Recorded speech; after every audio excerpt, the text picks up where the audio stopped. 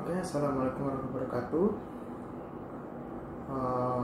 Sekarang kita akan membahas terminologi dan teknik USG untuk pertemuan ketiga. Terminologi dan teknik USG merupakan citra yang dihasilkan dari USG berasal dari hasil pantulan echo dari gelombang ultrasonik apabila ditransmisikan pada tisu atau organ tertentu. Echo tersebut kemudian dideteksi oleh transducer dan mengubah gelombang akustik menjadi sinyal digital yang selanjutnya menjadi sinyal elektronik. Itu.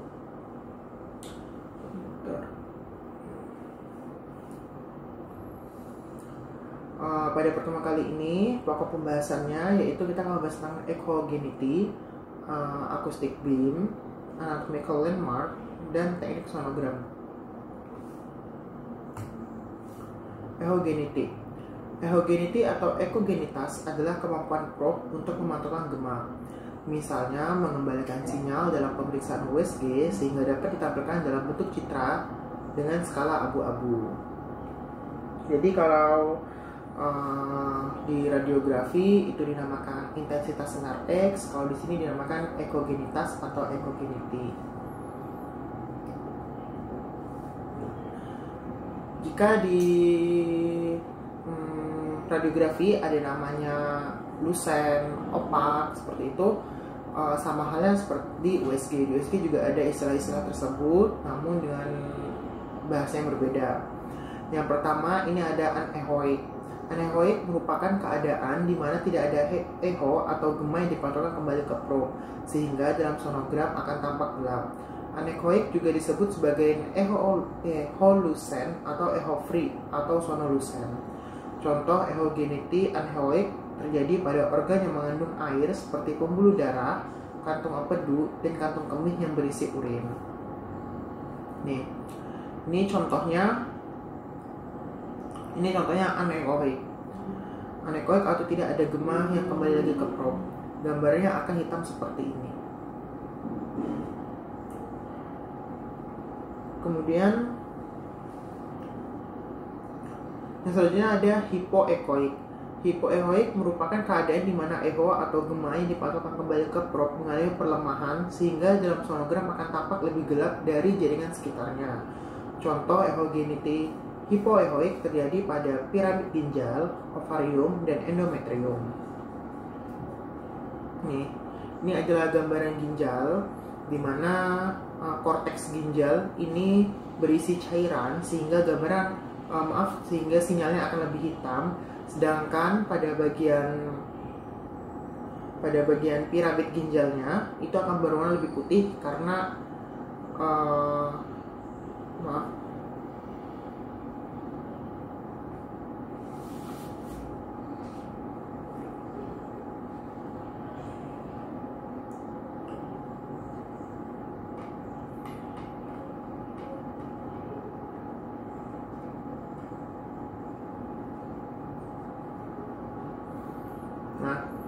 ini contohnya. Ini merupakan piramid ginjal di mana terdapat sedikit kandungan air dan sedikit kandungan jaringan yang lebih tebal sehingga akan menghasilkan sinyal yang berbeda dengan jaringan sekitarnya. Di sekitar jaringan ginjal ini ada batas ginjalnya. Batas ginjalnya dapat dilihat ini lemak dalam tubuh, kemudian ada pelvic renalis, kemudian korteks ginjal, dan lain-lain. Soalnya ada mid-level echo. Mid-level echo merupakan keadaan di mana echo atau gema yang dipantulkan kembali ke probe tidak lemah dan tidak kuat, atau dalam kata lain mid-level atau sedang, sehingga dalam sonogram akan tampak homogeneous abu-abu. Sebagai patokannya itu tekstur liver. Contohnya echogenity mid-level echo terjadi pada liver, tiroid, limfe, dan skrotum. Nah ini contohnya. Ini contoh pada hepar, dia warnanya akan homogeneous abu-abu seperti ini. Kemudian jaringan sekitarnya akan tampak batasnya dengan lemak yang ada di dalam tubuh.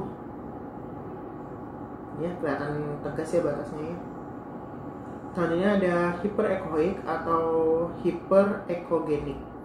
Hyperechoic atau hypogenik merupakan keadaan di mana echo atau gema yang dipantulkan kembali ke probe mengalami penguatan sehingga dalam sonogram akan tampak lebih terang dibandingkan jaringan sekitarnya.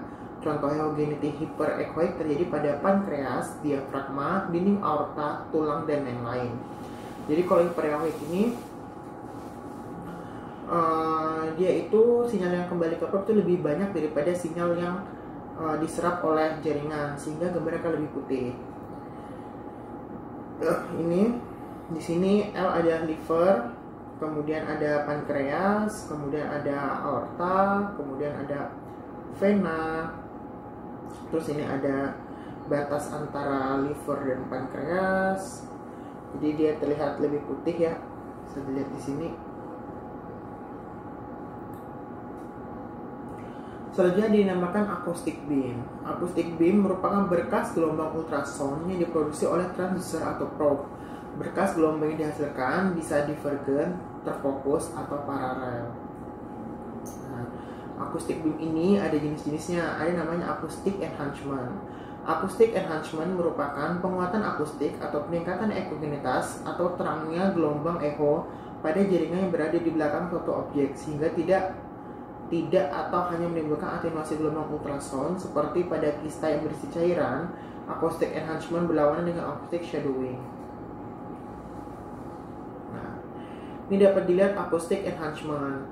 Jadi kalau di USG itu prinsipnya apabila banyak gema yang kembali ke probe, maka sinyal yang sangat akan menjadi lebih putih dibanding dengan gema yang lebih banyak diserap oleh jaringan. Seperti itu. Nah, di sini kan terlihat di sini ada ginjal dan ada kista di ginjal. Nah, kista ini kan berisi cairan. Kalau berisi cairan berarti banyak banyak gelombang suara yang diserap oleh jaringannya, sehingga bagian belakang ginjal itu akan mengalami perlemahan. Ini adalah area yang dinamakan acoustic enhancement.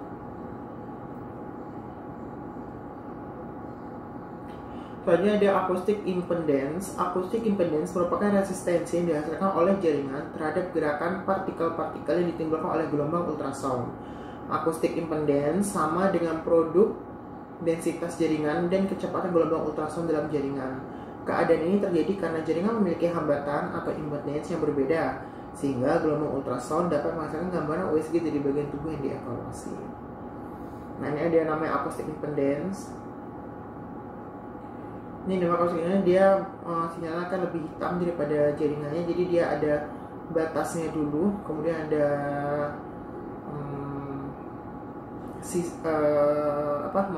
bayangannya.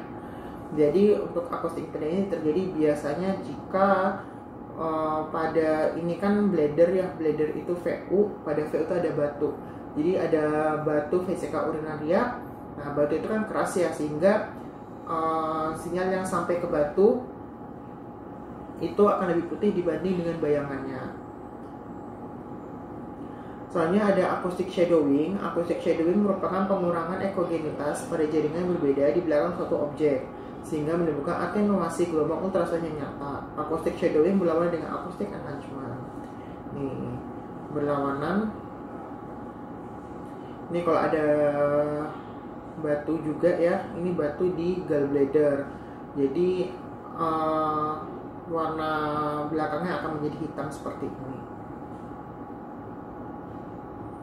Kemudian ada acoustic window. Acoustic window atau jendela akustik merupakan jaringan atau objek yang hanya memberikan sedikit hambatan terhadap gelombang ultrasound, sehingga dapat digunakan sebagai jalur untuk mendapatkan gambaran USG dari struktur atau objek yang letakkan lebih dalam. Sebagai contoh, jika kandung kemih terisi penuh, struktur ini akan menjadi jendela akustik yang sangat baik karena lewat jendela tersebut dapat dilihat pula struktur pelvis.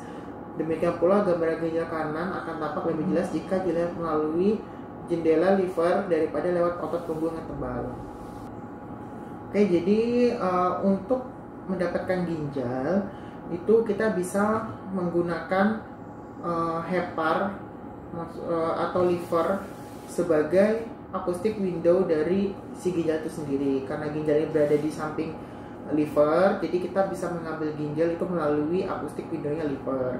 Kalau kita ngambil ginjal kiri, itu akustik windownya ada lien atau spleen atau limpa. Jadi nanti gambarnya akan kurang lebih seperti ini, tapi gambar atas itu adalah limpa, bawahnya ginjal kiri. Sama di sini udah di kodenya ada B, ada U. B ini ada bladder atau vesica urinarius, kemudian ada U adalah uterus. Jadi untuk melihat uterus itu kita harus pastikan bladdernya terisi penuh. Kalau bladder nggak terisi penuh, kita tidak bisa mengevaluasi si uterusnya.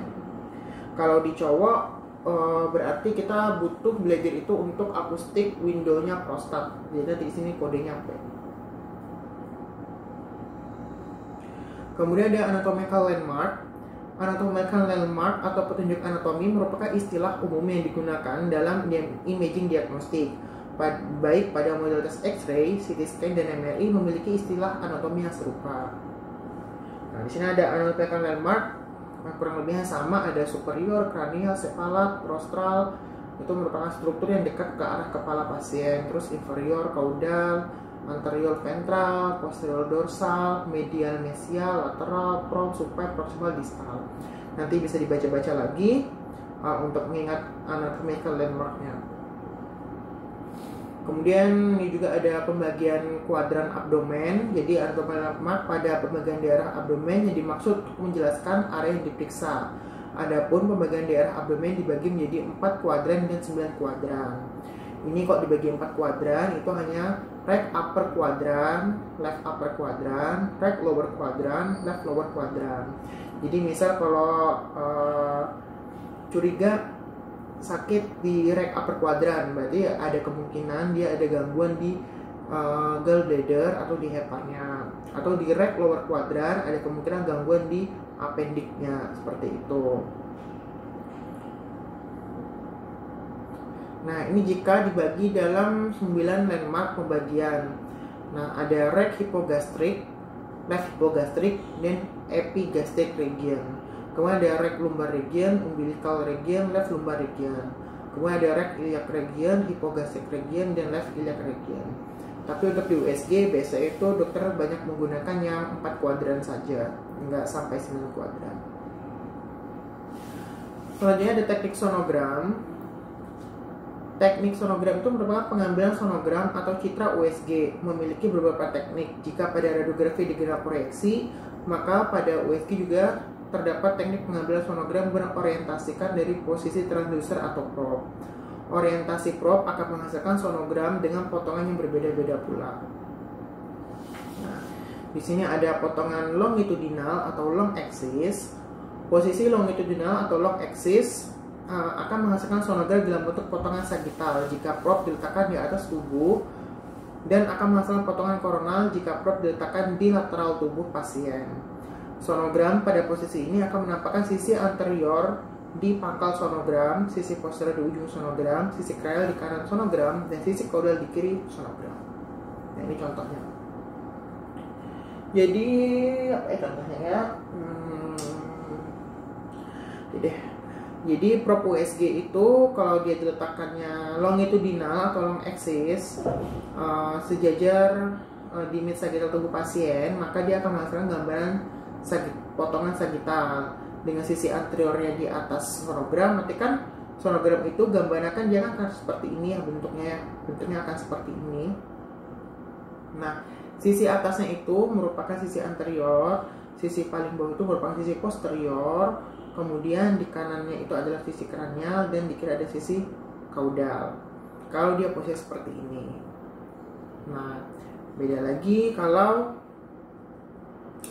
si probe-nya ini diletakkan di mid coronal plane di sini. Kalau di sisi koronal, dia akan menghasilkan gambaran koronal dengan sisi kanannya itu adalah kanan, ini adalah kanan, ini adalah kiri. Bentar. Oh maaf. Ini adalah sisi lateral, ini adalah sisi medial, kemudian ini anterior, posterior. Ya, maaf salah. Ini berarti anterior.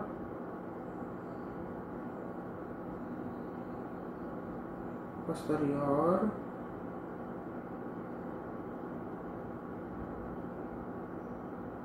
kemudian cranial caudal. Jadi dia kebalik gitu.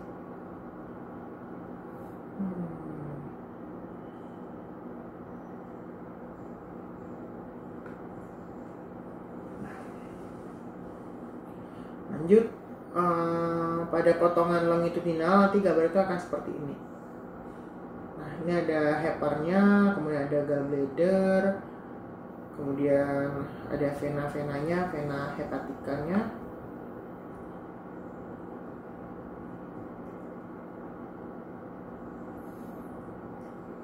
Lainnya ada transversal atau short axis. Posisi transversal atau short axis akan menghasilkan sonogram dalam bentuk potongan transversal atau aksial atau memotong tubuh kraniokaudal.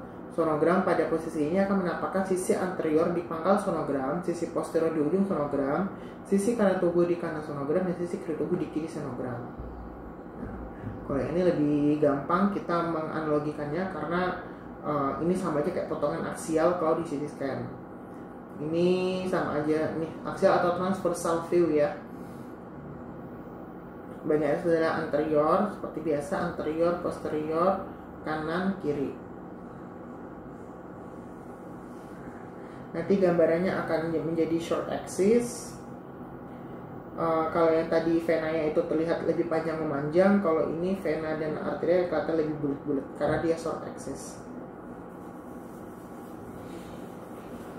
Soalnya ada transvaginal. Transducer transvaginal biasa digunakan pada bagian obstetrik dan ginekologi untuk mengevaluasi secara mendetail dari anatomi serta patologi pada uterus, ovarium, dan lain-lain. Transducer transvaginal akan menghasilkan sonogram dalam bentuk potongan sagittal. Sonogram pada posisi ini akan menampakkan sisi caudal di pangkal sonogram, sisi cranial di ujung sonogram, sisi posterior tubuh di kanan sonogram, dan sisi anterior tubuh di kiri sonogram. Nah, ini contoh transducer transvaginal. Biasanya tidak langsung dimasukkan ke vagina, melainkan akan dilapisi dulu oleh kondom, kemudian baru dimasukin. Nanti barulah ini yang ujung hitamnya ini merupakan ujung propnya. Nanti dimasukkan ke dalam vagina, kemudian akan menghasilkan gambar seperti berikut. Sisi atas ada kranial, caudal, anterior, posterior. Nah, ini gambarannya. Jadi pada saat kita masukin propnya, dia akan kepotong sagittal. Dapatlah gambarnya seperti ini. Ini adalah uterus ya. Kemudian intrauteri, ini ada endometrium, dan lain-lain. Sudah, sekian pertemuan dari saya. Apabila ada pertanyaan mengenai teknik dasar dan terminologi USG, dapat tanyakan langsung dan didiskusikan di grup USG. Wassalamualaikum warahmatullahi wabarakatuh. Selamat belajar semuanya.